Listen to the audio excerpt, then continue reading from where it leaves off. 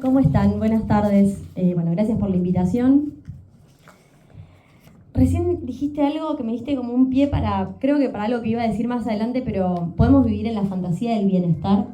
Y creo que en realidad un problema que estamos enfrentando es que la fantasía del bienestar que nos han vendido está muy relacionada con esto, ¿no? Con la contradicción que habito a veces vinculada con la tecnología, con los lujos, con el auto nuevo. Y en realidad el bienestar al que tendríamos que aspirar, y que creo que es esta utopía de la que venías hablando, es vivir más en conexión con la naturaleza y poder respetar el entorno en el que vivimos, entendiéndonos como parte de ese entorno, sin seguir aspirando a ese lujo, a esa opulencia de la cual hace años que están tratando de convencernos que necesitamos, ¿no? Siento que no hablo solo de nuestro país, sino a nivel global, hay una tendencia a hacernos creer que necesitamos muchísimas cosas, y eso en desmedro de la naturaleza, ¿no? Habilitamos por el, grandes comillas, derecho de tener una Ferrari, como ha creído mucha gente que iba a poder tener ahora con este nuevo gobierno, a romper absolutamente todo. Dicho esto, que no estaba pensado, me voy a presentar más allá de la presentación del principio. Yo soy Natalia Macei, me dedico a la comunicación ambiental en redes sociales. De carrera soy abogada, pero desde el 2019 que hablo de temas ambientales principalmente en Instagram, que es la plataforma en la que empecé a volcar lo que sabía y lo que iba aprendiendo a través de Cointensa, que es la cuenta que creé. Y después eso se fue expandiendo a otras redes. Actualmente soy columnista en Radio Con Vos, en el programa Pasaron Cosas. Fui colaboradora en el portal de noticias Carbono News y también fui colaboradora varios años en Telam, espacio que obviamente extraño muchísimo porque me daba la posibilidad de, en segmentos cortos, todos los domingos, hablar de temas de actualidad y también algunos temas más teóricos, cortitos, que por suerte eran levantados en todo el país por profes, sí, que después lo llevaban a las aulas y que lo usaban, como decías recién, que te pasa con los libros, para empezar a hablar de estos temas. Entonces, bueno, agradezco estos espacios que hacen que se pueda volver a hablar, ¿no? de todo esto que hoy en día está siendo bastante silenciado, lamentablemente. Siempre que hablo de ambiente en un espacio que no es propio, ¿no? No sé, del ambientalismo, trato de explicar un poquito por qué estamos hablando de esto. Nosotros como humanidad estamos atravesando actualmente una triple crisis planetaria que se compone de tres cosas, que son la contaminación, en todos los aspectos posibles, del aire, del agua, de la tierra, la pérdida de biodiversidad, todo lo que hemos escuchado siempre de los animales que se extinguían, se siguen extinguiéndose especies, incluso especies que ni siquiera conocemos, y por otro lado, el cambio climático, el vapuleadísimo cambio climático durante el último tiempo, ya que como nunca antes surgieron discursos muy fuertes de negacionismo respecto del cambio climático. ¿Qué quiere decir esto? Que el cambio climático, que era algo que hasta hace poco no se discutía más que en un lugar que estaba asignado al terraplanismo nada más, hoy en día está habilitado decir yo no creo en el cambio climático. Entonces, por eso es importante hablar de cambio climático, es decir, sí, el cambio climático existe y es una de las crisis a las que estamos tratando de enfrentarnos. Y todas estas crisis son muy amplias y requieren de que cada uno de nosotros, como decías vos, de nosotros, aportemos desde nuestro lugar de una manera totalmente interdisciplinaria para poder abordar la problemática. Entonces, en primera instancia, tenemos que aceptar que el cambio climático existe, identificar el problema, ver que no se puede afrontar solamente desde la política, solamente desde la economía, solamente desde el derecho, sino que desde todos los ámbitos hay que hacer lo posible para poder actuar frente a este tema. Y ahí creo que el arte, del cual tal vez no se habla tanto en este ámbito ambiental, es crucial, porque es una herramienta que viene a darle luz y a visibilizar cosas que muchas veces desde los medios masivos de comunicación, incluso desde los programas educativos, no se aborda. Y ahí siento que siempre el arte termina siendo un bastión de resistencia para hablar de lo que nadie más habla. En ese sentido traje algunos libros para recomendar después. Pero mi pregunta cuando estaba preparando esto era ¿qué tiene que ver esto con los derechos humanos? ¿No? ¿Qué tiene que ver el cuidado del ambiente con los derechos humanos?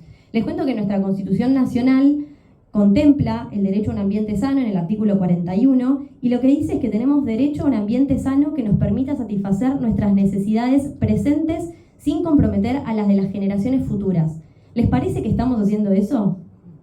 Me parece que estamos satisfaciendo por demás, vamos a decir, muchas de las no necesidades en esta búsqueda de la opulencia o de la comodidad, y estamos comprometiendo realmente el derecho de las generaciones futuras a gozar de un ambiente sano. ¿Qué significa? Significa poder respirar aire puro, no tener que usar barbijo, que no se te incendie un humedal al lado y entonces no puedes salir de tu casa porque no puedes respirar, que el agua que tomás pueda salir de la canilla.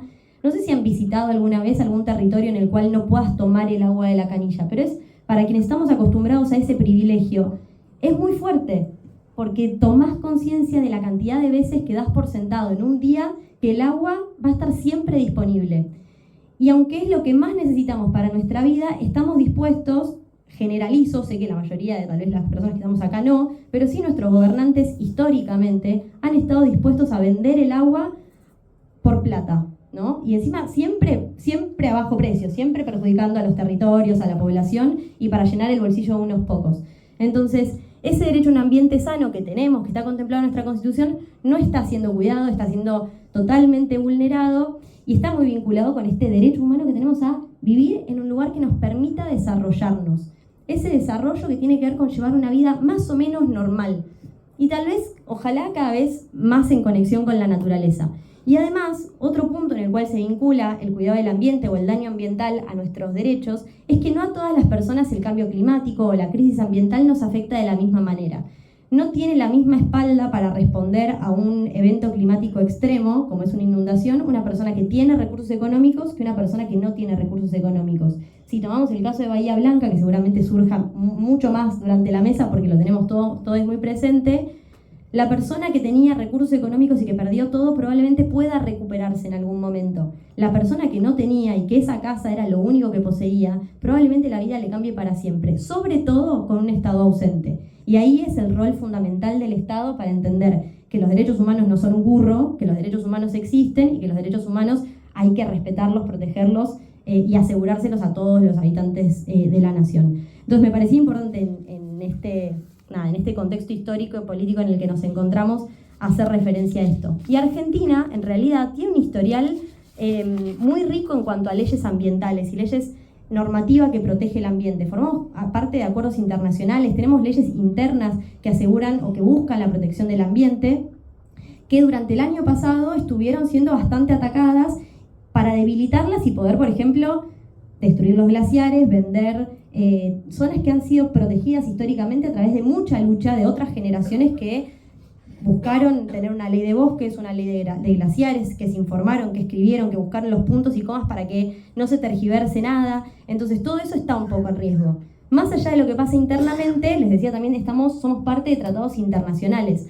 Hay uno que engloba muchos países del mundo, que es el Acuerdo de París, que lo que busca es que, vamos a decir, emitamos menos gases de efecto invernadero, que son los que generan el cambio climático. Y es un compromiso a nivel mundial, funciona o no funciona, y abrimos otra puerta, pero está. Ahora, nuestro actual presidente dijo que quiere irse siguiendo los pasos de Donald Trump, que es también otro negacionista del cambio climático. Y esto, por supuesto, es grave desde lo simbólico y desde lo material. Pero hay otro acuerdo, estoy diciendo muchas cosas, perdón, pero es poco tiempo y quiero darles toda la información posible, después me preguntan lo que quieran.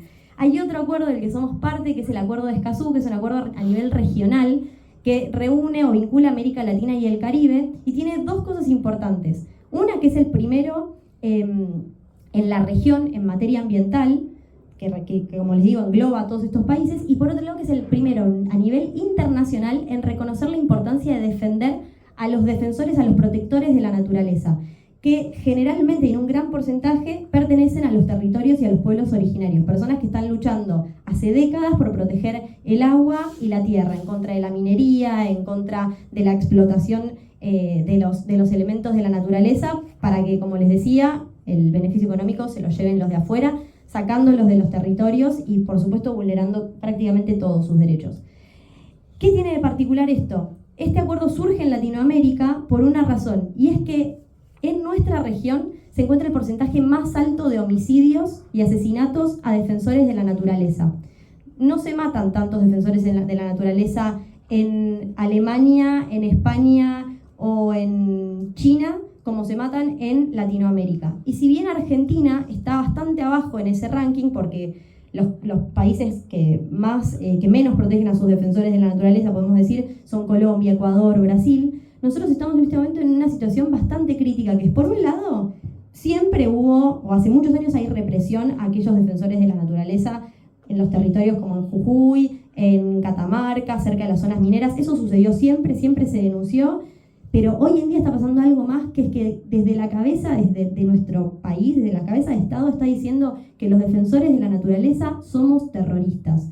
Y estamos en el lugar propicio para decir, es muy peligroso que una persona que tiene tanto poder señale a un grupo social diciendo que son terroristas, porque legitima discursos de odio y legitima un nivel de violencia que estamos viendo en la calle hace días, lo pudimos comprobar.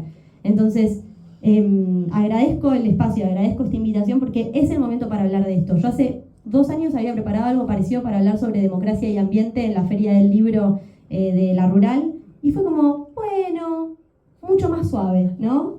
Los derechos adquiridos, los negacionistas en otros países y ahora es urgente. Entonces, bueno, nada, les agradezco desde ese lugar y les quiero leer algo que encontré que es una cita de Jonila Castro, que es una activista filipina. Esto surge de un informe que se llama Global Witness, que es el que reúne esta información sobre los daños y los asesinatos de defensores del ambiente, y que dice, esta chica Jonila Castro es activista y fue secuestrada por el ejército de su país en el 2023. Existe un vínculo estrecho entre la devastación ambiental y las violaciones de los derechos humanos que potencian los gobiernos y los sistemas extractivos que ellos promueven. Nuestra experiencia pone de relieve la urgente necesidad de un mayor reconocimiento y protección de activistas de la comunidad y ecologistas que luchan por la justicia climática en el mundo. Bueno, la idea sería generar conciencia y que evitemos que esto suceda más de lo que sucede hoy en nuestro país, que no legitimemos esos discursos de odio y que estemos atentos para que no empeore nuestra situación, ¿no? Que entendamos que la defensa del ambiente es crucial y que no beneficia solamente a los que activamos en ese sentido, sino que beneficia a todos los que vivimos en nuestro país. ¿Tengo un segundo para recomendar algunas cosas? Sí, dale. Bueno, voy rápido, pero les cuento. El primer libro que leí que me interpeló a nivel ambiental se llama Juicio a los humanos, es de José Antonio Jáuregui y me llamó la atención porque es un niño, un cachorro humano, dicen en el libro, que aparece en la selva y los animales tienen que decidir si lo ejecutan o no lo ejecutan, teniendo en cuenta el historial del ser humano en la Tierra, qué daño ha hecho y qué beneficios le ha traído a los otros seres vivos. Entonces distintos animales lo defienden o lo acusan y hay un juicio final que me parece que está buenísimo. No voy a nombrarlos todos, pues es un montón, pero otro de ficción, que este sí lo leí hace poco, que seguramente lo conozcan, es Distancia de Rescate, de Samantha Schweblin. Es terrible, te deja muy perturbada todo el tiempo, pero es una denuncia muy grande respecto del uso de agrotóxicos y cómo afecta a nuestra salud y a nuestros niños, niñas. Y por último voy a nombrar el mío, porque si no sería pésima autora. Se llama Una vida sustentable, lo escribí en el 2022 y yo le quería poner de nombre una guía para ambientalistas en construcción, pero no quedó, pero es lo que yo siento que es. Es un manual, por decir de una manera, un recorrido por distintos espacios y momentos de nuestro día a día para pensar cómo podemos hacer para impactar lo menos posible al ambiente. Yo lo escribí para adultos, pero lo leen también chicos, así que para quienes están iniciando creo que está bueno y espero que les guste si es que se animan a leerlo. Gracias.